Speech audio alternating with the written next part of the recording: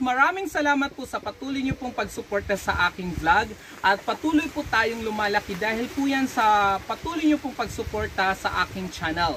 Mga ka-farmers, wala po talagang tatalo pag tayo po ay hands-on sa ating ginagawa po kasi nakikita po natin yung mga problema na pwede po natin solusyonan para po ma-improve yung ating plano sa buhay. Kagaya po nung nakaraang araw, patuloy pong umuulan po dito sa Eastern Samar kaya kawawa po talaga yung aking mga alagang manok kasi po talagang para po silang basang sisiw mga ka-farmers. Talagang itong itong floor na to is naabot po ng ulan kaya po talagang sila madumi.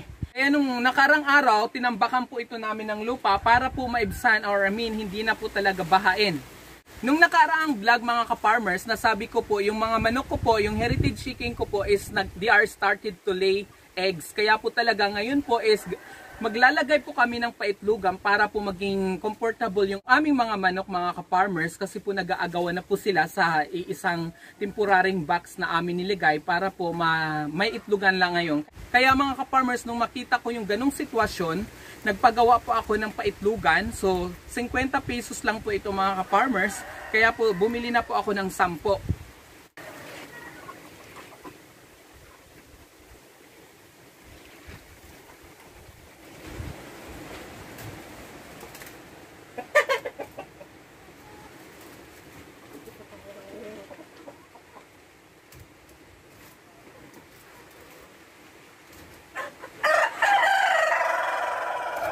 Ikabit na po natin mga ka-farmers yung ating ginagawang paitlogan para mas maging convenient yung ating mga alagang manok.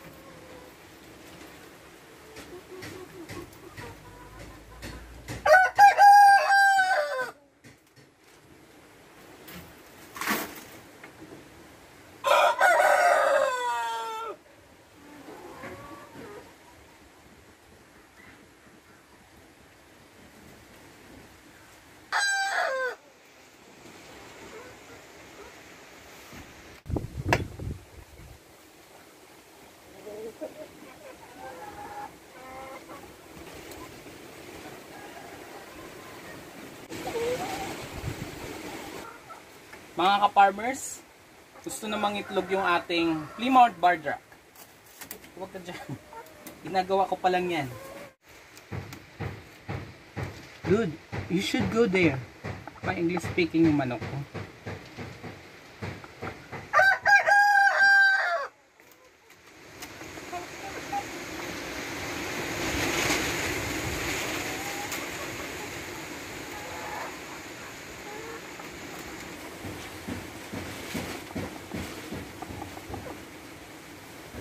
Mga farmers, usually po, ang manok po dapat, pag nangingitlog po is dapat hindi dinidisturbo.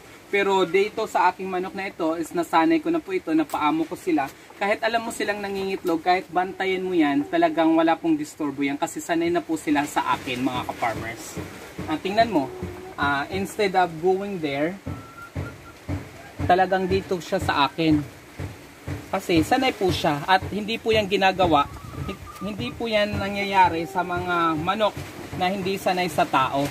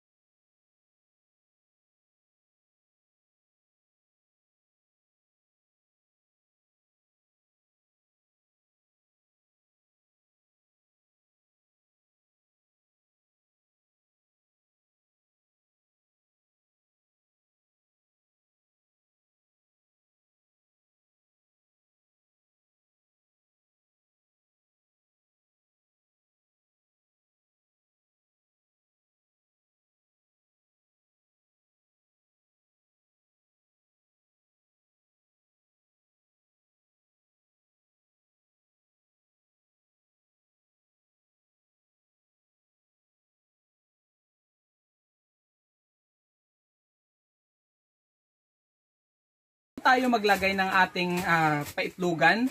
So kahapon po mga ka-farmers, ito po yung itlog ng ating manok. Brown. Nakakatuwa pong manguha ng itlog na kulay brown. Usually mga ka-farmers, ang brown egg po dito po sa Eastern Samar, dito po sa Salcedo Eastern Samar is hindi mo pa ito makikita. Kaya po talaga may potential po mga ka-farmers na ikaw yung maging mauna sa sa ganitong produkto na brown egg. Kaya po talaga ang bala ko po mga ka-farmers na mag-produce ng madaming sisiw po mga ka-farmers from our breeders. Mga ka-farmers, dahil po mas madami po yung lalaki po namin na heritage chicken, kaya binawasan po na namin mga ka-farmers, nilagay po namin dito sa native na aming mga manok na kababaihan para po ma-upgrade yung kanilang lahi. Shoutout nga pala kina Bariwon Okong Official, Basta Obi, Everyday Monday, Abere Largo, JME Kitchen, RM Banyes TV, Hirad Barakel TV, Life in Universe, Mercelim Vlog, Joseph Jeremy Kajis, Pacman Galon, Prince and Anot Channel, Vinit the Kid Farmer, Hapon de la Rosa Jr., Josemer La Fuente, salamat po Mr. Josemer, Otoy Fishing TV.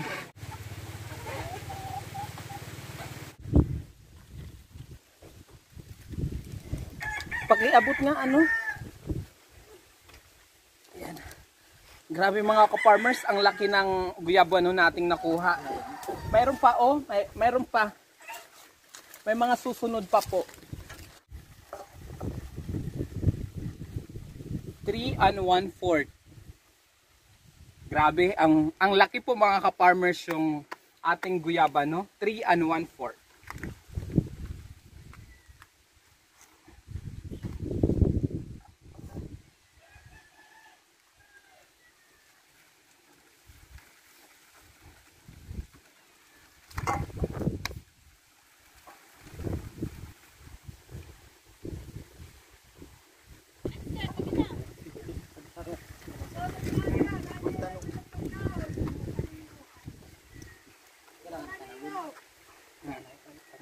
Hatiin muna natin.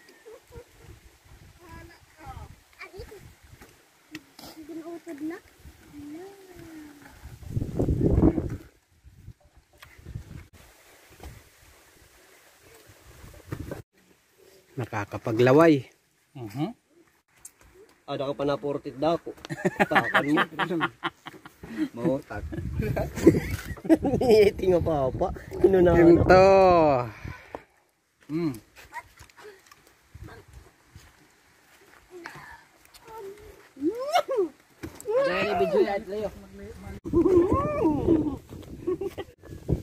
Mga ka-farmers, yung mga talent natin is nahiya pa sa camera, kaya hindi natin na-focus sa kanila.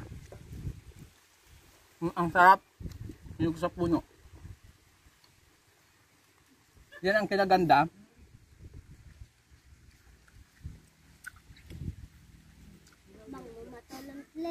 Dadad nga ito kandim. At iliyak.